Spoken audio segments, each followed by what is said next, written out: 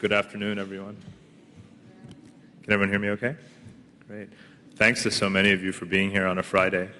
It's a particular honor, really, to come to the Clinton School, particularly for anyone who was a graduate of the School of Foreign Service at Georgetown, the president's alma mater, and mine in the 1990s, and studying there during the Clinton presidency. We all have a permanent soft spot, I would say, probably even those non-Democrats who were there at the time. So to finally come here actually is a wonderful, wonderful honor. The Second World, the book that I published earlier this year, is about global issues that Clinton School scholars and you, future public servants, are thinking about all the time. But what I tried to do is to write a non-think tank kind of book, a non-Washington book. And I did that for a very particular reason. I was very frustrated with what I was seeing and hearing and reading while I was at the Brookings Institution. I read books about how American dominance would continue unabated into the 21st century. But at the same time, I read books about China. It said China will control the 21st century, will be the Pacific century. And then I read books about Europe. European expansion is going to continue, and they set the standards and the norms for the world and have the largest economy in the world. And these books seemed very independent of each other, and it seemed as if the scholars weren't in dialogue even though they lived in the same city. And so I decided to completely reject that approach to research. And I wanted to set out and explore which of those theses, which of those books, which of those arguments was correct or incorrect based on seeing how those arguments play out in the real world. So I packed up and left Washington and the East Coast for about 2.5 years, and I traveled more or less nonstop through about 45 countries. And the result is that book, The Second World. Now, interestingly enough, while a lot of people in Washington were talking about China or Europe or American foreign policy and grand strategy, they were never consistently focused on what the body of this book is about, which is these 40 other countries that are scattered all over the place in every region of the world. But in New York, people were always following those places, particularly in the last 10 years, because those were countries called emerging markets. And today, as we follow the daily headlines and crises and bailouts and sovereign wealth funds and the role that emerging markets play in our own economy and the mutual dependence that we have with them, we're finally realizing just how important those countries are. But to bankers, in some ways, they always were, and it was Washington that was either neglecting them or very specific people clamoring to get these countries on the agenda, and now here we are. They're finally there. But the interesting thing about emerging markets that anyone from Wall Street will also tell you is that they don't always emerge. These are very complicated places that have to be explored from the inside out, not just from the outside in, which was another reason why I needed to get out of Washington to do this project.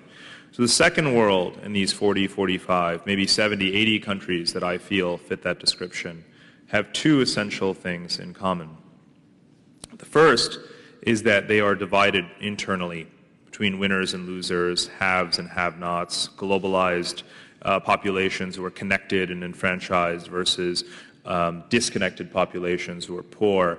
And when you travel through these countries, all of them, you very often find that in the capital city you have the luxury and first world standards and technology, and then you have the rest of the country, which looks nothing like that.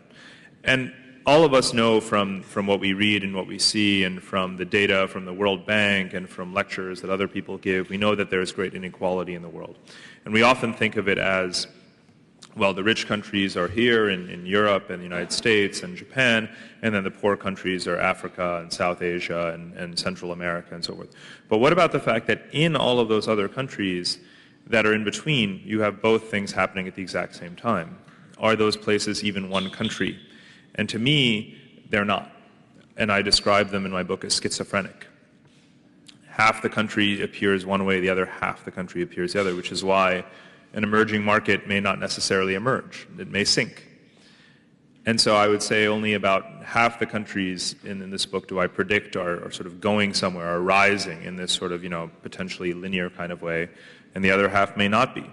But it's not something that one will ever be able to predict based on outside observation. You have to go there, spend time there, and use a methodology that I call, for lack of a better word, aesthetic.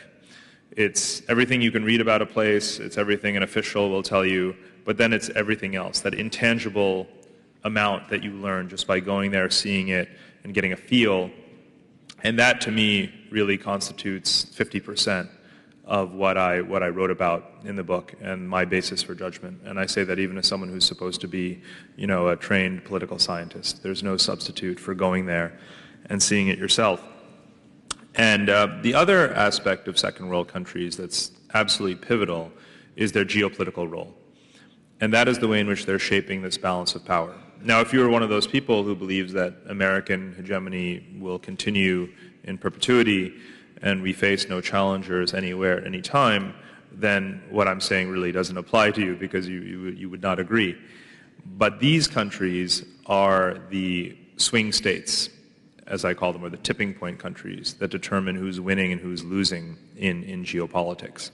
And so it's important to realize that when we talk about China's rise, we're not just talking about the nation of China and its economic growth and so forth. We're also talking about the rise of its diplomatic relationships around the world and the ways in which it's winning friends, and how that changes the way countries vote in the United Nations, the way in which arms deals and alliances are built, the ways in which trade relations and investment are made. That, too, is an integral part of the rise of China. When we talk about Europe, we're not just talking about the rise of a common economy, a common currency, and so forth. We're talking about an empire that has grown from 12 countries to 27 countries in the last 15, 16 years. That's no small accomplishment either. So geopolitics is not just about one power rising here and one power rising here in some three-dimensional map. It's also about the relationships that they build around the world, and the critical relationships that the key powers are building are in the second world, which is the second major important reason as to why we need to understand them much more carefully. So what I did in examining this book was to choose really key countries in these pivotal regions. To me, Eastern Europe was very important. For centuries of geopolitical history, the nations and peoples of Eastern Europe have been trapped between the Russian Empire and various manifestations and various European empires and expansionist efforts in the 20th century, of course. That was the tension between sort of Hitler and Stalin, so to speak.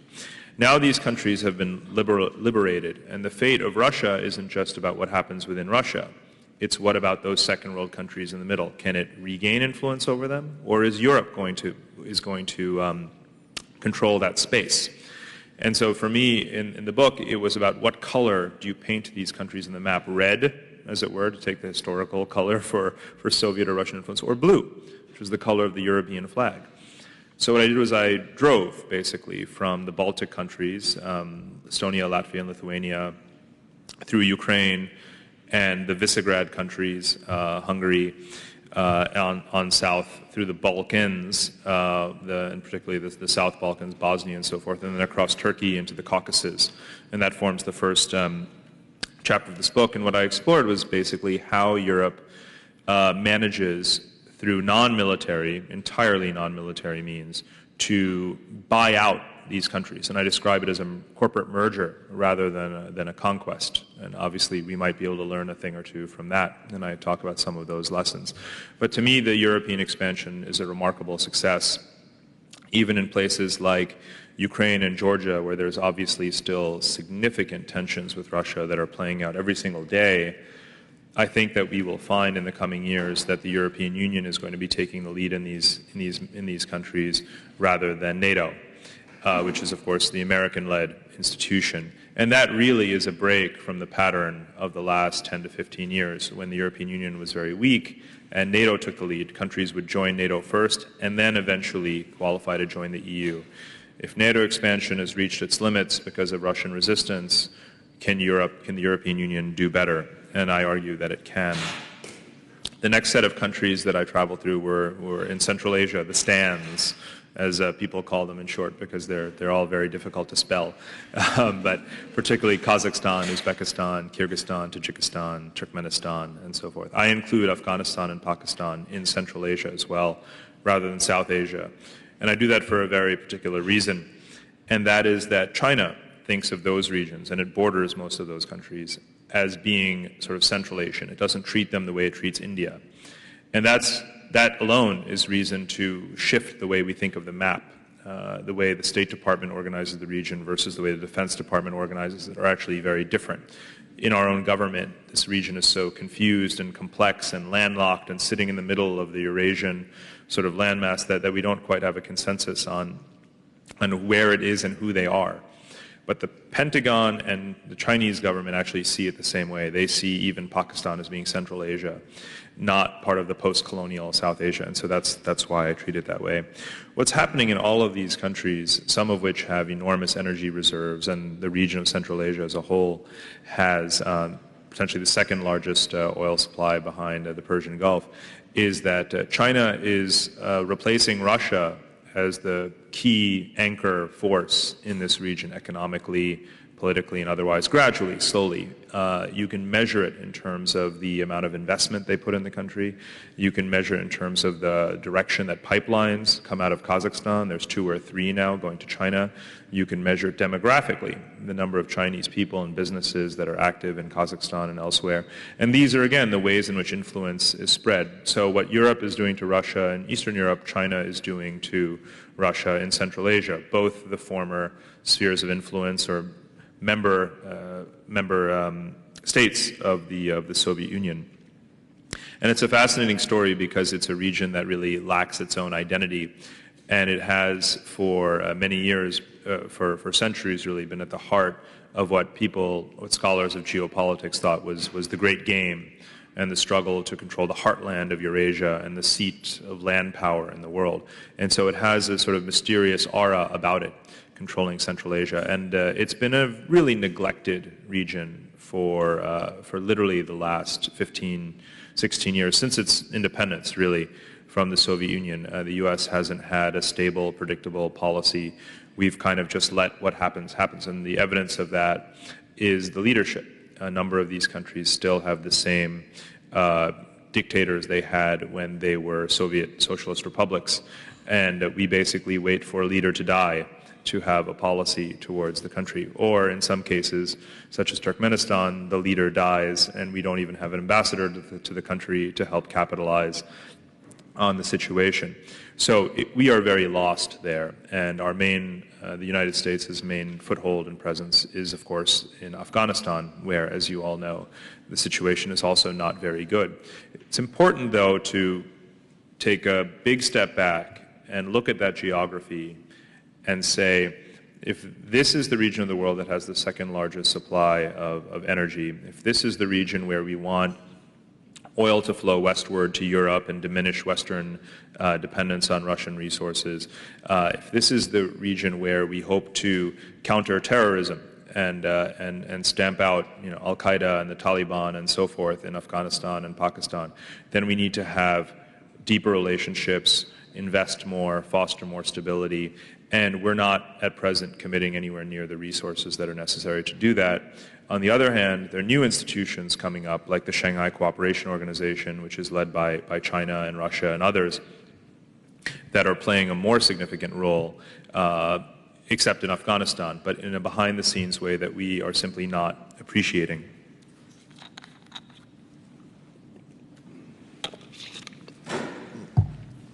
The third region is South America, which, interestingly enough, I had to really fight with my publisher to keep in the book because, much like Washington, my publisher thought, Latin America, why are you including that in the book? What does that have to do with geopolitics? No one in foreign policy seems to pay any attention to Latin America. And I argued, and it's certainly one part of the world where I myself had no experience whatsoever prior to researching this book. And I came to believe, and in the last 6-7 months, as I've been speaking to policymakers about some of my conclusions, I always come back to Latin America and I say this is actually America's potential salvation. All of the energy that America might need to be independent from the Middle East and elsewhere, that number one foreign policy goal, according to both McCain and Obama, could be achieved just through the resources of the Western Hemisphere alone. But America's relationships with Latin America are so tainted and have fallen so far that it might take a very long time to recover. But you still never hear the presidential candidates or others saying that this is a top priority, maybe because of just the inertia of what our policy has been, maybe because they're fed up with hearing Hugo Chavez ranting, maybe because Cuba policy has been such a failure, maybe because every initiative America has launched towards the region in terms of democratization and trade promotion has been met with such stiff resistance.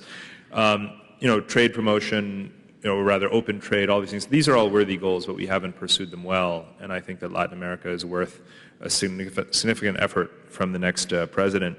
Because otherwise, again, in keeping with the main theme of this book about the ways in which rising powers are getting involved around the world, the main message is that the Monroe Doctrine is over. So just because America is ignoring Latin America, it doesn't mean that everyone else is. And I document a lot of how European investors and businesses are making tremendous inroads in Latin America, and how China is as well. Now, that's supposed to be America's backyard, so how is it that China has just sort of become a major de facto player economically and strategically with respect to Brazil, Venezuela, and other countries with whom it's developed strategic relationships? And Russia has as well, of course, sending bombers to Venezuela a couple of weeks ago.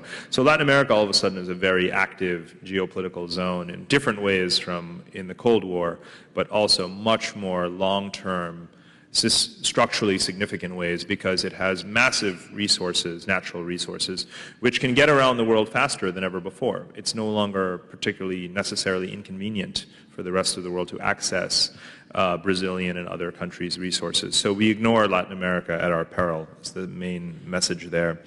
The next section is about the Middle East, where I traveled extensively for about 6-7 months through a number of. The Middle East has always been, major concern and focus for me, and I've always been traveling through the region. But I particularly spent time for this book in Libya and Egypt and Saudi Arabia and the Emirates and Iraq and Jordan. And what I came to realize is that the term Middle East itself, in my opinion, is more or less useless. There is no one coherent Middle East that's worth actually talking about. They don't even really. They certainly don't use that term themselves and have no reason to.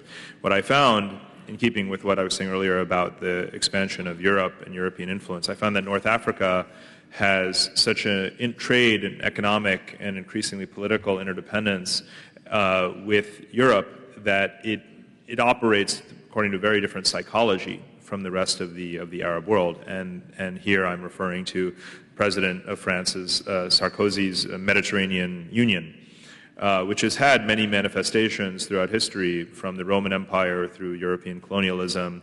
And today what it is something of an attempt at a more equal partnership that deals with migration issues, energy issues. There are new pipelines that are coming under the Mediterranean, linking Tunisia and Algeria, and soon potentially even Egypt and Libya, to Italy, France, and Spain than ever before. Each year, 1 or 2 new pipelines. That symbolizes this connection that's forming across the Mediterranean, or reforming, I should say, and could potentially help to create this sort of energy diversification that Europe needs and that the West needs.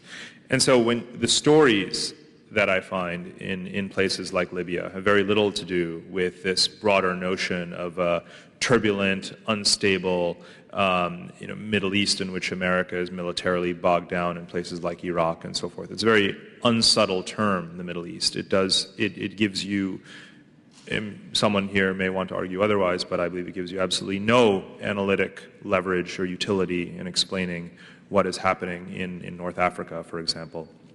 But it's certainly, when we talk about Middle East, we often mean the Levant or the Mashreq or the region where Iraq falls and so forth. And you know, for my travels there, I certainly found a great deal of instability, of course, as everyone else does. But I also found enormous opportunities to invest in the region's infrastructure to try and bring down some of the colonial borders that have stifled cooperation within the region. And I found that some of the infrastructure projects that Europe has invested in and built, even in the Caucasus, which Russia has been battering recently, but could be extended geographically through Turkey to create those opportunities in places like Lebanon and Jordan and Syria. And there's small indications and signs that that may be happening, and to me, that would be a more progressive approach to dealing with the region. And the last mega region in the book is East Asia, which I really build around China. And I argue that if you look at the triangle that is formed by Japan, India, and Australia, of which China sits in the center, I believe that China has done a very shrewd job diplomatically of building that triangle around itself. Now, that is the exact inverse of what the entire Cold War history of the region has been. We often think about Cold War American alliances as being governed by a hub and spoke model of America being the most powerful force in the region and operating its influence through bilateral alliances with Thailand and Japan and Korea and Australia and so forth. That system is being really turned inside out. And I believe that a set of security relationships is forming in which China is the most active, one of the most active participants. Even if you don't read about it in the news, it's always behind the scenes. And the proof is, or one sort of set of evidence, is just the institutions that are forming there. It's a real alphabet soup. It's become like the European Union in terms of the sheer number of acronyms that you hear. ASEAN, ASEAN +3, the ASEAN Regional Forum, East Asian Community. They are trading and forming relationships and alliances among themselves at a rate that I don't think American foreign policymakers appreciate. In Washington, you still hear, oh, well, there's this ancient historical rivalry between the Koreans and the Japanese and the Chinese, and, well, they'll just never get along, and we're just always going to have to be there and break up those squabbling, fighting countries. And it happens from time to time. Malaysia and Indonesia still take pot shots at each other. But look again at the long-term trends and the surprising things and phenomena that you see happening there. Japan, China, and Korea are actually investing in joint energy exploration. Japan is teaching other countries how to stockpile oil reserves. They've just, as of the last few weeks, picked up on an initiative that started after the Asian financial crisis, which is to launch an Asian monetary fund so that the Washington and Western-led International Monetary Fund, IMF, can have less leverage there and they can help to bail each other out, particularly significant at this point in time. The trade that exists within Asian countries in that triangle now far exceeds trade across the Pacific. So America's leverage financially in terms of investment is also reduced. And now obviously the region hasn't decoupled itself from the U.S. economy, to use kind of market language, but it's significantly further along in the process of getting there than anyone in Washington has appreciated. And again, this is a book about trends, and that trend is, to me, really clear. So what are the lessons from observing these 45 second world countries? The lesson is that one main lesson is that it isn't necessarily the Bush administration or specific American foreign policies that has created this fluid, complicated world of alliances going off in all directions. It's globalization. Globalization has been underway since before the end of the Cold War and accelerated after the end of the Cold War. And it has empowered each and every one of these countries to find its place in the market, to reach out around the world and build relationships, and most of all to do things their own way. People who observe Brazil don't often observe Kazakhstan, Russia, India, Libya, and so forth at the same time. But what they all happen to have in common is that if you ask their diplomats or read their doctrines as to what their foreign policy is, they're always going to say, it's the Kazakh way, it's the Libyan way, it's the Brazilian way, it's the Indian way. This is happening all over the world. Everyone wants to do things their own way. And that's because globalization gives them the option to do that and to not consult with Washington before they make decisions, and because they don't have to anymore, because the Cold War is over. And so that was one of the most interesting things I found, this sense of empowerment, of seizing their own future, of making their own destiny, and importantly, making their own mistakes. Everyone would rather make their own mistakes than copy our rule book and make those mistakes, such as the Washington Consensus. So that geopolitical flux is a consequence as much of globalization as of American foreign policy. That's, of course, not to let the current administration off the hook. But what we do have is a situation which I describe as multi-alignment. You don't have to be only an ally of the United States at the expense of Russia or China or Europe or India. You can ally with everyone at the same time. And there's plenty of evidence of this. Saudi Arabia has been considered one of America's major, loyal, stalwart allies in the Cold War and beyond. But Saudi Arabia very much maintains a military relationship with the United States, but also now has a strategic partnership with China, a defense relationship with China. Much more of its oil flows eastward to India and China than to the West and to the United States. It has every reason to look multi-directionally and to multi-align, as I call it, and it's certainly doing that. Kazakhstan is another country, sandwiched between Russia and unstable countries to the south, but also bordering China. So pipelines going to Russia, a lot of investment from China, growing relationship with both Russia and China, military relationship with the United States. Again, multi-alignment, playing all sides, trying to keep everyone happy so that it can do its own thing and go its own way. Here's India.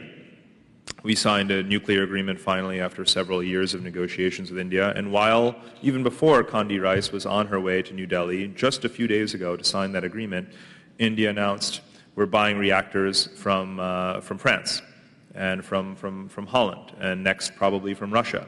So the deal, which was intended not only to symbolically cement a military relationship, but also a civilian and commercial energy nuclear relationship with India, at the same time was for India seen something very different. It was an opportunity to have the U.S. do a lot of diplomatic legwork to clear obstacles in the IAEA and other institutions so that it could finally go out in the market and cut deals with whoever it wants to.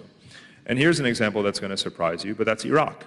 Isn't Iraq under American occupation? Well, this is the same Iraq that is now purchasing weapons on the open market from China, signed an energy exploration agreement with China, an oil export agreement with the European Union already, and is also shopping for European weapons. And all of that is public information just from articles in the New York Times of the last couple of weeks.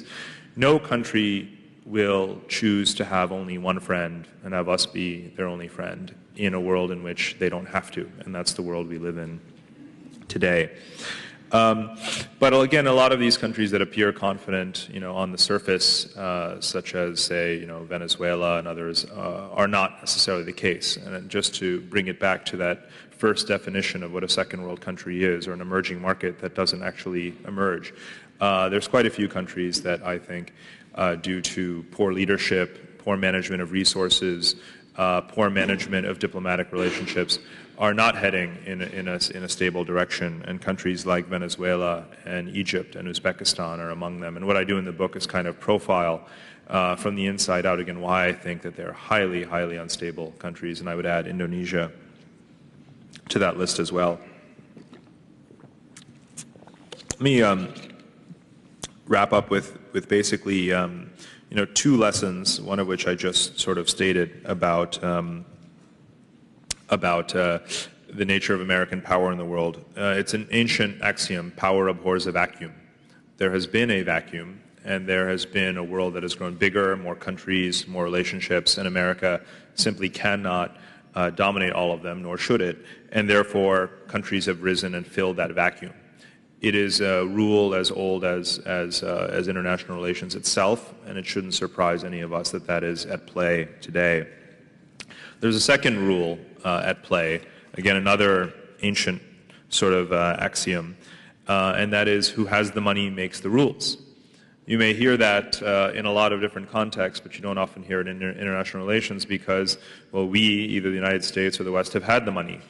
And now again, to bring it back to where we started, we aren't the ones who have the money. Emerging markets have the money. China has the money. The Middle East has the money. Sovereign wealth funds have the money. They are making the rules.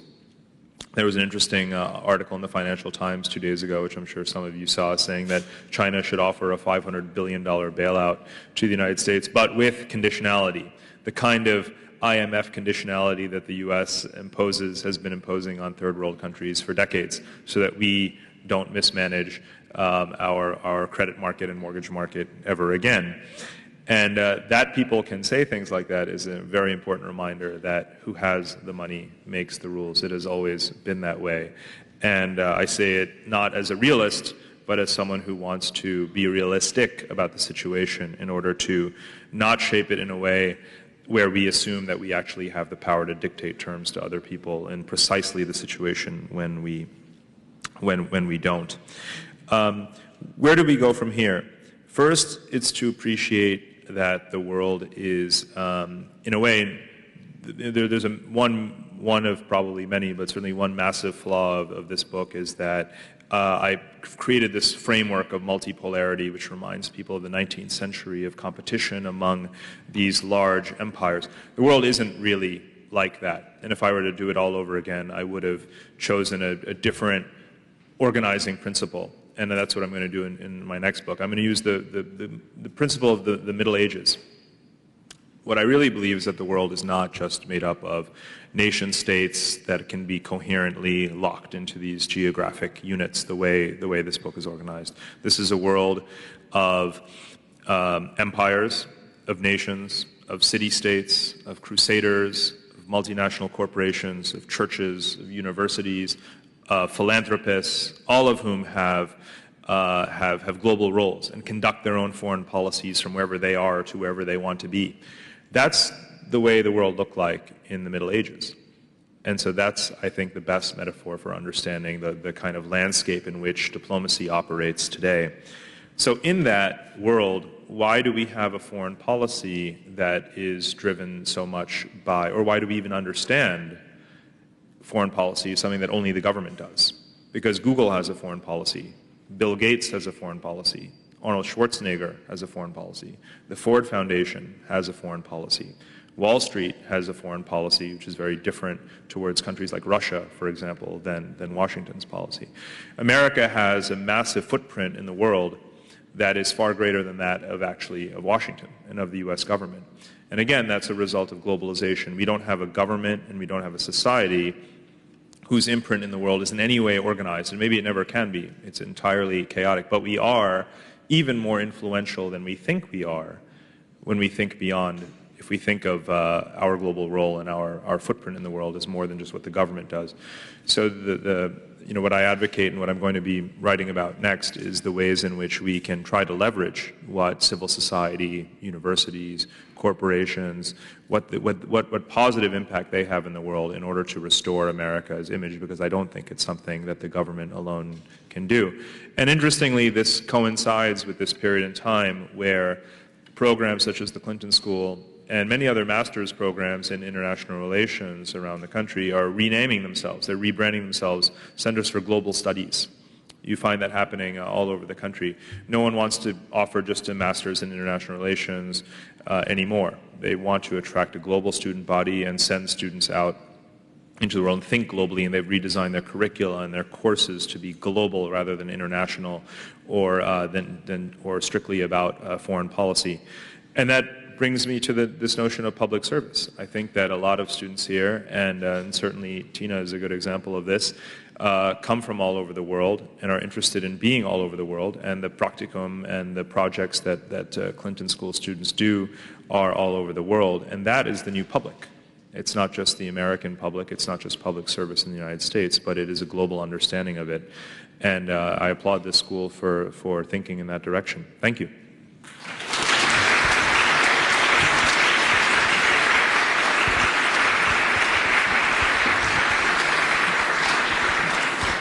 We do have time for some questions. She has some water right there. Have another bottle. If you raise your hand, we'll get a microphone to you. See you in the back right there.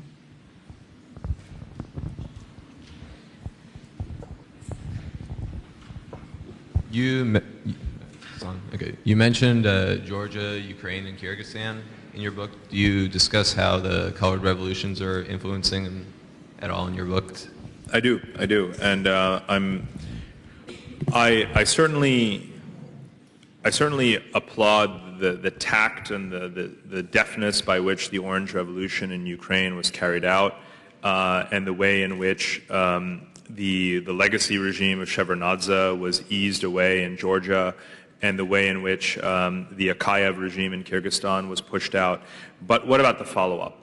And this book was researched and written during those follow-up places. Ukraine today is a spin cycle of parties replacing, backstabbing, realigning, shifting every single week into new coalitions, and resulting in a total stasis of their politics. We haven't had a very strong follow-up. In Georgia also, Saakashvili was given a very, very, very long leash. And in the time that I traveled in that country, I couldn't pay someone to say anything nice about him. The truth is that he functioned in a very heavy-handed way for someone who was installed to be a democratic force. And again, these are things that there was a street named after George Bush in Tbilisi, so that gives you an indication of how I think he was just kind of given a pass, and has operated a very kind of feisty and pugnacious sort of diplomacy vis-a-vis Moscow, and the result of which was on display this August and September, and they're certainly still feeling the impact over there, even if it's disappeared from our headlines. So the point is that, yes, you can have a revolution, and sometimes it's the only way, and I want to be really honest here, I don't blame the US as much as it sounds in the book. More than half the problem is often the situation that these countries find themselves in and their bad leadership itself. Sometimes the only way to create a situation in which you can have any kind of progress is to get rid of the existing regime, and sometimes that's not pretty, and that's probably something that needs to happen in quite a few other countries in the world, and Uzbekistan is one example of that, and there's quite a few others. But afterwards, when you have that opportunity, what are you going to do? And looking ahead, what is our policy if there is, even though there's not likely to be a radical shift in government in Iran and so forth, where is the strategy for engaging with that country and actually helping it to move in a progressive direction? And in each of these countries, even in places where we had a lot of access, of a lot of political connections, expended a lot of money, at least on paper, Ukraine and Jordan and so forth, we have not achieved the kind of results that we could have. Dr. Morrow?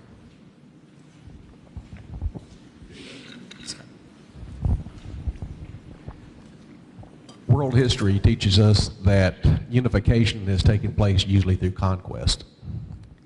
At this point in time, it would appear that war is not as viable as an option, looking at Iraq and other situations, miring things down. How are we actually going to unify the world through this globalization and come to where there's some centralized thinking and people actually listen to the UN or some entity like the UN, as opposed to it being much more of a puppet of the stronger powers? And you might also throw in, how are we going to deal with religion in the world with that? Well, that's just a couple of small questions, but we'll start with the first one. I may not get to the religion one. It's really not something I'm expert in, and don't feel that there's any one sort of sound answer to that question. But I think that it's one example of what I'm about to say to answer your other question about globalization, global governance, the United Nations, and so forth. As I said at the very end, the way I see the world today is that it is exactly like the Middle Ages. And globalization has helped to accelerate that process, and it's ever more moving in that direction. What does that mean? That means that the world is becoming ever more decentralized. So if the world is becoming decentralized, with everyone with, again, foundations and companies and city-states accruing wealth and resources and doing whatever they want with whomever they want, how can one imagine a world in which the United Nations is restored to any kind of central place in diplomacy or in norms or in rules? I quite frankly don't think that's possible. So I don't think it's actually worth hoping for. I think we have to wish for something very, very different. A world in which rules may be followed, but they're embedded in corporate associations and the corporate associations' relationships with regional governments.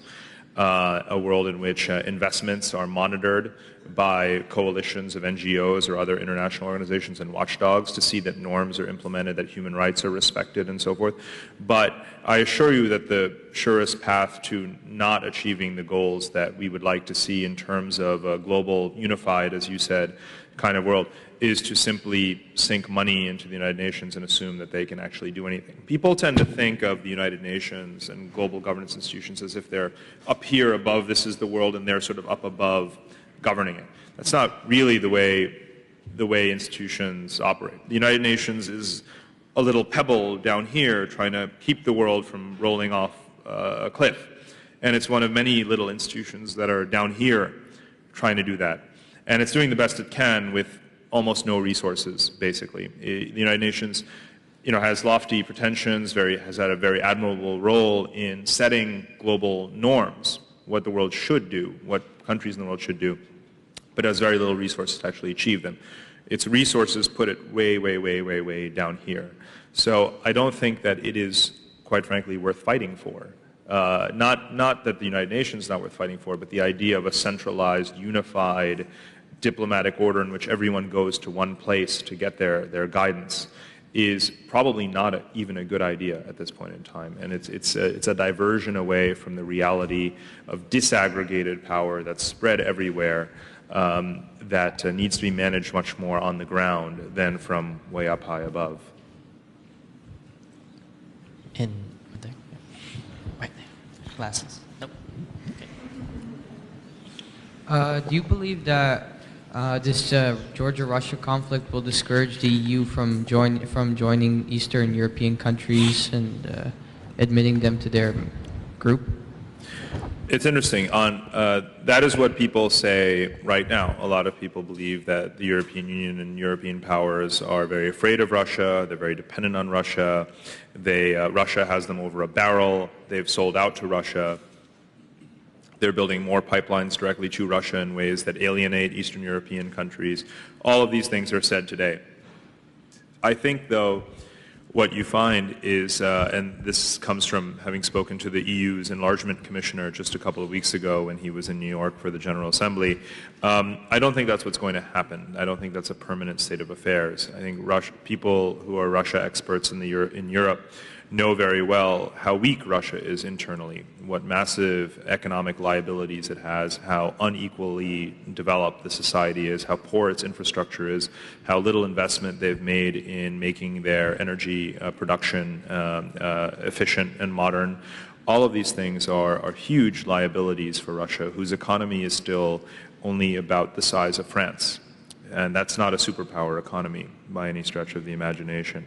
So there is a pragmatic way to tame, for lack of a better word, Russia today. And one way to do it is the way in which the EU deals with Russia on an economic basis, but also the way in which, looking historically over the last 10 years, Russia has not objected to European Union expansion, not once. It's never done anything against European Union expansion. It can't. It's almost, because it's a non-military force, it effectively has no reason to veto it. And Russia and Europe gives it no veto over its expansion.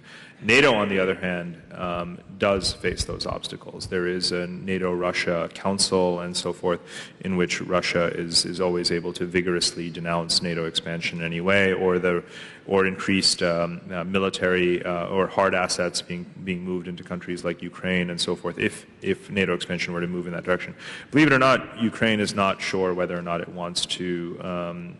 Ukraine is not sure if it wants to even be a member of NATO, and that is one of the fundamental issues that's causing the current instability in their politics, is the factions debating whether or not that is something that they want in their future or not, because even if they're NATO members, they still have Russia as their major neighbor, and it may decide to make life more difficult for them, so maybe they're better off not being members. But EU membership, just about everybody wants, because it means money, and it means development, and it means, therefore, a bit more economic autonomy from Russia, which is something that NATO will never give them. We do have time for one more question. Right there. Yeah. Thank you.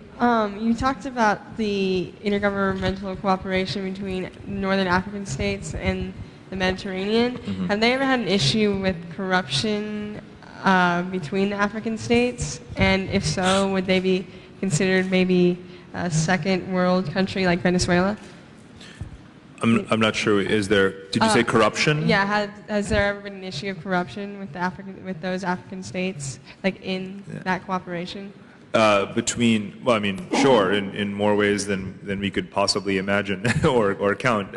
Corruption is the single defining feature of the second world. I neglected to say. It comes in many forms, but corruption is part of human nature. It's part of all political and social relations. And the second world has so many forms of it that I certainly, half my budget went into various forms of corruption as I was traveling to research this book. The entire European legacy of colonial relations with North Africa, and since that time, let me just give you, when Sarkozy announces the Mediterranean Union on the one hand, which is meant to be this lofty vision of equal status kind of relations, but when he flies to Tripoli, he flies with a plane load of business officials, who want to build a telecom network, who want to sell everything from warships to submarines to planes. It is a mercantile, commercial-oriented diplomacy, and if you believe that government and the market should be separate, and if you believe that the political normative goal should be separate from facilitating business deals, well, then that's corruption. I mean, it's as corrupt as it gets. But does it work to create economic activity in North African countries? Yes. Are exports from North African countries to Europe up, by double-digit percentages every single year? Yes. Is this helping to make these countries places where their residents actually or citizens actually want to stay rather than floating in rafts to their death or to make it to Europe as illegal migrants? Yes, slowly it's actually working. So it's a very corrupt process in many ways depending on how you define it, but the far more important thing is, are these policies actually helping to make these places grow and make them stable and make them partners rather than dependents on Europe? And that's actually happening. So that's why I very much support this Mediterranean Union policy. Let's thank Parag for that very informative presentation. And I'm going to have you come sit over here for the book signing.